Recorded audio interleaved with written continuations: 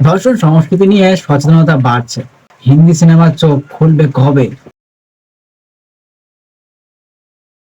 শুধু ধর্ষণই নয়, কথায় বার্তায় ধর্ষণের হুমকি। ধর্ষণ সংস্কৃতির সঙ্গে নিত্যদিনের লড়াই মেয়েদের। নারী নির্যাতন নিয়ে প্রতিবাদের আবহে সেই ধর্ষণ সংস্কৃতি নিয়ে সচেতনতা বাড়ছে বটে।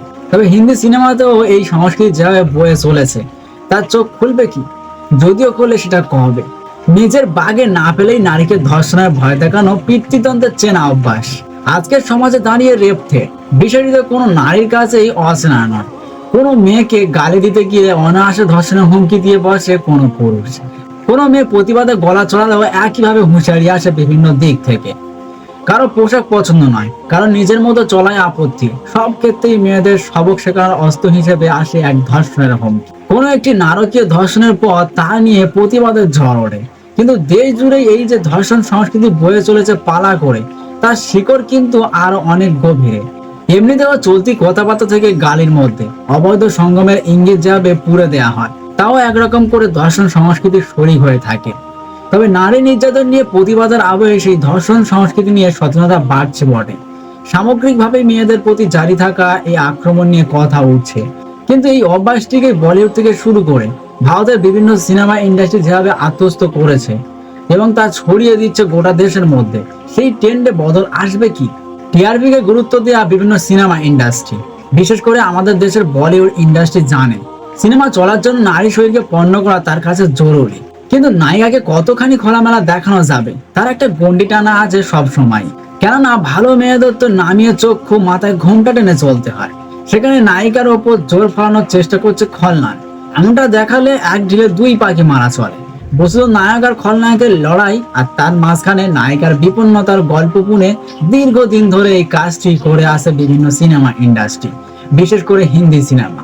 টিভিতে তুমুল জনপ্রিয় রামায়ণ মহাভারত ধারাবাহিক দুটিও সেই ছক ব্যবহার করেছিল নিজেদের মতো করে। শূর্পণখার স্তন কেটে দেয়া, সীতাকে হরণ করতে গিয়ে রাবণের জোর খাটানো, দ্রৌপদীর বস্ত্র হরণের মতো দৃশ্যগুলি সম্প্রচারের সময় কিভাবে টিভির সামনে ভিড় জমতো, অনেকের স্মৃতিচারণেই সে কথা শোনা যায়। নায়িকাকে দুষ্কৃতীদের হাতে বিপন্ন অবস্থায় ফেলে দিয়ে মেল গেজকে তুষ্ট করা, আর বিপন্ন নারীকে উদ্ধার করে পুরুষের রোমান্টিক সুখ পাওয়া, দুই একসঙ্গে ঘটাতে গিয়ে ধর্ষণ সংস্কৃতিকে একরকম করে চালিয়ে দিয়েছে হিন্দি সিনেমা।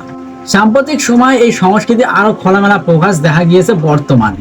কবির সিং কিংবা অ্যানিমেলের মতো ছবিগুলি যে উগ্র পৌরুষকে জাহির করেছে, তার অংশ হয়ে এসেছে নারীর প্রতি প্রকট অসম্মান আর লজ্জা। নারীকে নিজের অধিকারে রাখা, তার উপর জোর খাটানোকে ভালোবাসার প্রকাশ বলে দাবি করে বসেছে কবির সিং। অ্যানিমেল একদিকে যেমন খলনায়ককে বৈবাহিক ধর্ষণ করতে দেখিয়েছে, অন্যদিকে নায়কের অবাধ যৌনাচারকে প্রশ্রয় দিয়েছে।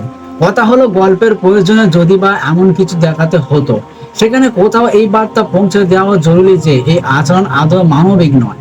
অথচ ছবিগুলির পরিচালক থেকে কলাকুশলী কারোর কথায় সেই বার্তাটুকুই আসেনি। উল্টে এই পৌরুষ সংস্কৃতিকে কার্যত পিঠ চাপড়ে দিয়েছেন তারা। হিন্দি ছবিতে মেল গেজকে তুষ্ট করার জন্য নারীর শরীরের ব্যবহার তো ছিলই, তার উপর এই ধর্ষণ সংস্কৃতির রমরমা জাঁকিয়ে বসছে সেখানে। আর হিন্দি ছবির বিরাট বাজারের কাছে তা পৌঁছেও যাচ্ছে অতি সহজেই। যে দেশ চুলের ছাঁট থেকে টি শার্টের ছবিতে নায়ককে আঁকড়ে ধরে, সিনেমার অ্যাংরি ইয়ংম্যান বা দাবাং কপ যেখানে যুব সমাজের কাছে রোল মডেল হয়ে ওঠেন, সেখানে সিনেমার মাধ্যমে ধর্ষণ সংস্কৃতি জেগে থাকা নিঃসন্দেহে বিপজ্জনক। ধর্ষণ সংস্কৃতি নিয়ে দেশের খানিক সচেতনতা বাড়ছে, তবে এই আবহে হিন্দি সিনেমার চোখ খুলবে কবে? আসলে হিন্দি সিনেমার চোখ ততদিন পর্যন্ত খুলবে না যতদিন না আমরা এগুলোকে অ্যাভয়েড করব। কারণ আমরা গিলছি বলেই আজ এদের এত বাড়াবাড়ি। তাই শান্তিপূর্ণ আন্দোলনের সাথে সাথে সমাজে এই জিনিসগুলো চালিয়ে দেওয়া, এইসব নোংরা সিনেমাকেও আমরা বয়কট করি।